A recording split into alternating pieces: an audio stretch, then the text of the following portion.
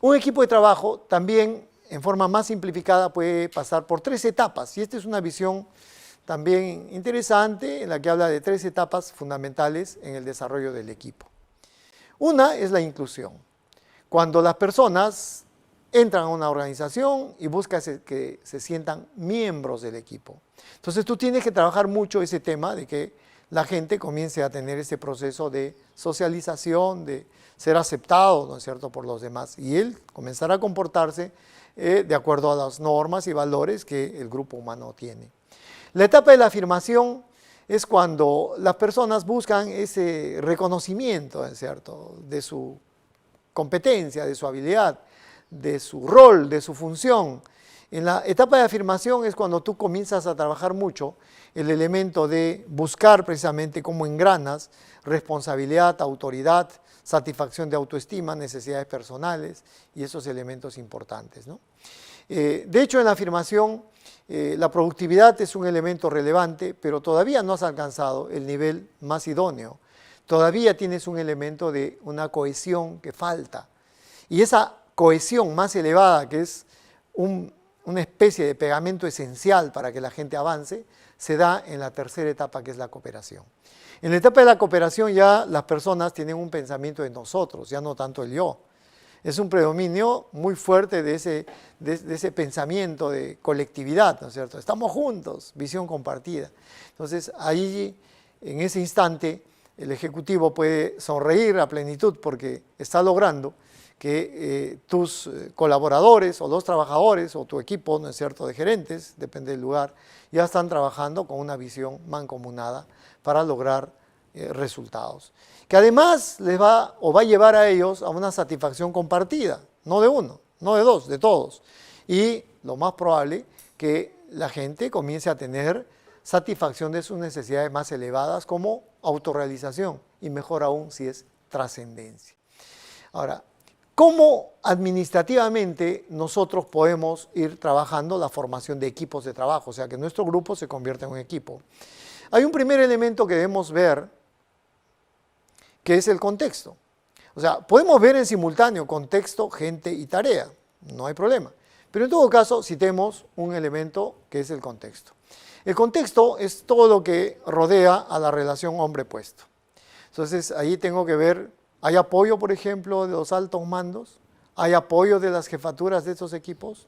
Los equipos tienen tareas, esto lo vemos más claramente en tareas claras, los procesos son bien definidos, el contexto de la organización está alineada para la conformación de equipos, o es una organización donde prima el individualismo. Entonces, hay organizaciones que a veces pretenden hacer equipo de trabajo, pero tú ves que desde la alta gerencia o desde una gerencia intermedia, más es un culto a la individualidad que al trabajo en equipo. ¿Y eso cómo te puedes dar cuenta? Cuando todavía, por ejemplo, existen sistemas de evaluación de desempeño orientadas fundamentalmente a evaluar resultados individuales. Entonces ahí tiene que cambiar, porque los resultados individuales, si son importantes, si bien son importantes, también debes comenzar a trabajar, evaluar rendimientos de equipo, los equipos. Entonces ahí tú encuentras que hay una valoración más fuerte organizativa hacia la plasmación de equipos de trabajo. El personal, la gente. La gente tiene los roles y normas clarificadas, saben qué es lo que tienen que hacer cada uno de ellos, tienen los objetivos puntuales, precisos. O sea, no olvidemos pues que si tú buscas que las personas desarrollen actividades, ellos tienen que tener muy claramente establecido visión, misión, objetivos estratégicos, objetivos tácticos, la filosofía de la empresa, es decir, el norte. Porque si no saben cuál es el norte, pues por donde vayan simplemente irán y ahí asumir la responsabilidad de un mal manejo. Tenemos que trabajar mucho en el tema de la gente el desarrollo de valores comunes. Y ahí en esa instancia se trabaja mucho lo que es la filosofía de empresa, los valores, la cultura de la empresa. Todos estos valores vitales que marcan muchísimo ese no solo sentir a la organización como parte, sino la actuación con valores de principios, justicia, equidad, dignidad, preocupación por los demás, en fin, todos estos elementos que son tremendamente relevantes. Y la tarea, que tiene que ver mucho ya con el día a día, con la actividad cotidiana, es la ubicación de los talentos en el lugar que corresponde. Y esto es un concepto antiguo que seguramente pues desde la época de Ciro el Grande o Alejandro Magno, desde antes ya lo tenían con una claridad tremenda, o sea, ubicar a las personas donde tienen que estar. Yo recuerdo una frase de Taylor, Frederick Taylor decía, hay que buscar el hombre adecuado para el puesto adecuado, decía. Y si bien ahora sabemos que pueden haber muchos puestos adecuados para las personas y no necesariamente ponemos de facto a la gente en esos lugares, sí es importante que exista una coherencia entre el talento de la persona y la ejecución de los puestos. Mal haría yo en poner a alguien que, utilizando términos futbolísticos, es un centro delantero con un potencial tremendo y a mí se me ocurre ponerlo de arquero, pues, y tengo el capricho de que sea arquero. Estoy haciendo mal. Estoy destrozando una posibilidad personal y organizacional. Entonces, en tarea es buscar esa cohesión muy fuerte de las personas con sus habilidades y la distribución de las tareas y responsabilidades que competen. Ahora, una vez que he hecho estos trabajos, entre otros administrativos, yo voy viendo cómo ese conjunto individualista, ¿no es cierto? Esa suma de individualidades de pronto comienza a convertirse en un grupo con una orientación más clara, más puntual, con objetivos más definidos. Entonces, corro el riesgo muchas veces de que mi grupo se convierta en un pseudo equipo y hemos visto en la historia que a veces se hacen comités que son ineficientes, que son inefectivos totalmente. Por eso había gente que era muy crítico, ¿no es cierto?, respecto a las comisiones de trabajo. Decía, cuando quiero fracasar en algo, hago un comité, decía alguien, ¿no? Entonces es cierto, a veces hay comités totalmente inadecuados, pero eso es un pseudo equipo. Y eso es algo así como el equipo pues maligno, inadecuado, que hay que cuidar. Hemos visto, especialmente en algunas instancias, no solo privadas, sino del Estado, muchas veces equipos que se reúnen durante 6 meses para investigar algo. Terminadas las investigaciones, recuerdo un caso muy puntual en la que el presidente de la comisión, terminados sus 6 meses de hacer el estudio profundo, va a la televisión y dice lo siguiente: después de arduos análisis y analizar, ¿no es cierto?, muchos, en fin, ¿no es cierto?, da toda su data, llega a la conclusión siguiente y dice, y llegamos a la conclusión que este tema tiene que ser investigado. Es una cosa increíble, o sea, 6 meses investigando para decir que necesita ser investigado. Es un pseudo equipo. Entonces eso tenemos que tratar de eliminar y potenciar. Entonces, un grupo debe trabajar de frente o tiene que pasar de frente a ser un equipo potencial.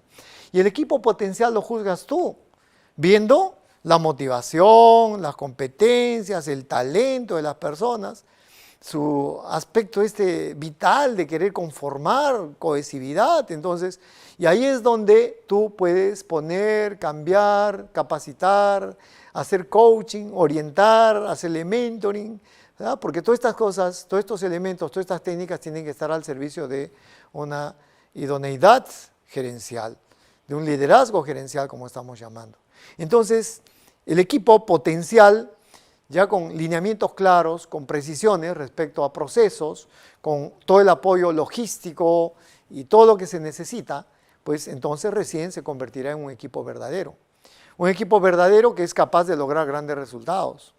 Pero ya cuando este equipo llega a ser un equipo verdaderamente extraordinario, es el momento en el que tu equipo cambió de nombre, se convirtió en un equipo de alto rendimiento, o también llamado equipo de alto desempeño. Algunos le llaman el super equipo. Y ahí es donde encontramos algunos ejemplos clarísimos de equipos de 11 personas que son capaces de ganar todos sus partidos. Y me queda claro para quienes les gusta el fútbol, el equipo del Barcelona, por ejemplo, es un super equipo. Entonces, con gente muy calificada, ubicada en lugares exactos, con apoyo logístico, con recursos necesarios, con convocatorias adecuadas, con visión clara y que es capaz de doblegar a los rivales. Son 11 contra 11, pero han alcanzado tal nivel de cohesión, tal nivel de idoneidad, que esos 11 pueden ser capaces de derrotar a muchos 11 con otros nombres de otros equipos. Bien, ahí estamos hablando entonces de un super equipo, de un equipo de alto desempeño, o también llamado equipo de alto rendimiento. Tarea: tenemos entonces que esa suma de individualidades, convertirla en un grupo humano que se torna en equipo. Y ese equipo lo tienes que llevar a ser un equipo de alto rendimiento o de alto desempeño. Si tú, gerente, no eres capaz en principio de trabajar en equipo, claramente estás mostrando una incompetencia gerencial. Peter Senge manifestaba algo así al respecto. Pero hay que añadir otro elemento. Además de saber trabajar en equipo, tú tienes la tarea de ser un coach de equipos. Vale decir, tu equipo lo tienes que transformar en un equipo de altísimo rendimiento. Tu equipo tiene que ser como un equipo extraordinario en el lugar donde estás, en cualquiera de los deportes y en cualquiera de las acciones. Esa es la tarea fundamental, equipo de alto desempeño.